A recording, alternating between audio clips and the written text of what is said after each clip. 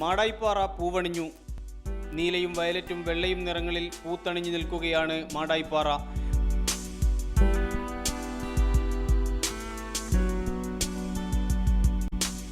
മുൻവർഷങ്ങളിൽ നിന്നും വ്യത്യസ്തമായി ഇത്തവണ പൂക്കളുടെ വസന്തം തന്നെയായിരിക്കുമെന്നാണ് നാട്ടുകാരുടെ അഭിപ്രായം. നിർത്താതെ പെയ്ത മഴയാണ് പൂച്ചെടികൾക്ക് അനുഗ്രഹമായത്. കാക്കപ്പൂ, ഓണപ്പൂ, തുമ്പപ്പൂ തുടങ്ങി പൂക്കളുടെ പറുദീസയാണ് ഈ കുന്നിൻപുറം.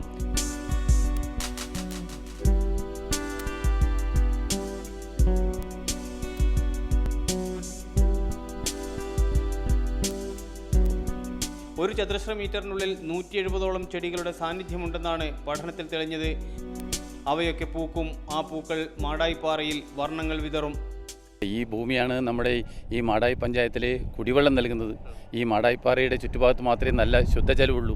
അങ്ങനെ നമുക്ക് ശുദ്ധജലം തരുന്ന, ശുദ്ധവായു തന്ന് ഈ സസ്യങ്ങളെ, പല തരത്തിലുള്ള പക്ഷിമൃഗാദികളെയൊക്കെ സമ്പുഷ്ടമാക്കുന്ന ഈ ഭൂമി ഞങ്ങളെ സംബന്ധിച്ചിടത്തോളം വളരെ പ്രധാനപ്പെട്ടതും ജീവൻ്റെ ഒരു ഭാഗവും കൂടിയാണ്. കടുത്ത വേനൽ കഴിഞ്ഞ വർഷങ്ങളിൽ പ്രശ്നമായി.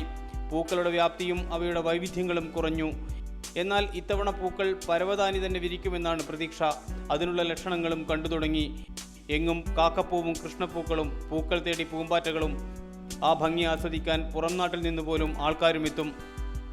ഈ നീലപ്പൂക്കൾ പൂത്ത് വിരിഞ്ഞാൽ പത്രങ്ങളിലൊക്കെ വന്നാൽ ഇത് കാണാൻ വേണ്ടിയിട്ട് കേരളത്തിൻ്റെ മറ്റു പല ഭാഗങ്ങളിൽ നിന്നും ആൾക്കാർ ഇഷ്ടംപോലെ വരാറുണ്ട്. വിശ്വാസികൾക്ക് ഇത് ദേവഭൂമിയാണ്. ദൈവം കനിഞ്ഞനുഗ്രഹിച്ചതാണ് ഈ ഭൂമിയെന്നാണ് ചൊല്ല്. ജൈവ വൈവിധ്യം അതിൻ്റെ തെളിവാണത്രേ. പുഴുക്കളായും പറവകളായും ഈ ജീവസാന്നിധ്യം മാടായിപ്പാറയിലുണ്ട്. പൂക്കളാണ് അതിൻ്റെ എല്ലാം ആകർഷണം.